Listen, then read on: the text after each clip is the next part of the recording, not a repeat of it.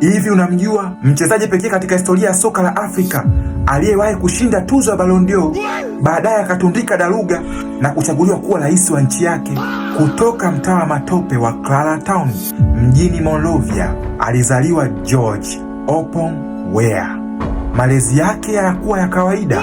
Alilelewa na bibi yake tu baada ya wazazi wake kutengana, huku maskini na vita vikimzunguka, lakini ndani ya miguu yake kulikuwa na kipaji ambacho kilikuwa kinasubiri kutikisa ulimwengu kupitia soka la mtaani.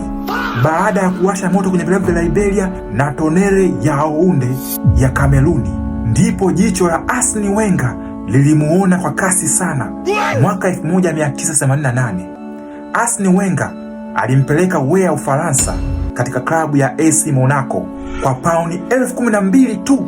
Wenger hakuwa tu kocha kwake, bali alikuwa kama baba mzazi. Alimlinda Weah dhidi ya ubaguzi wa rangi na kumfundisha nidhamu ya soka la kulipwa.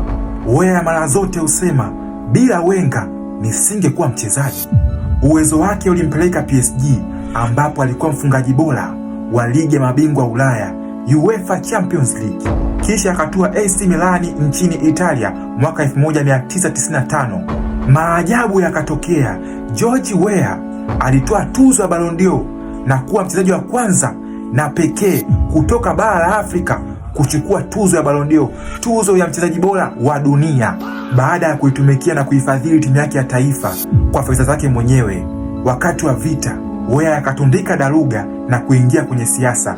Mwaka 2018 aliandika historia nyingine ya kuwa rais wa 25 ya Jamhuri ya Liberia.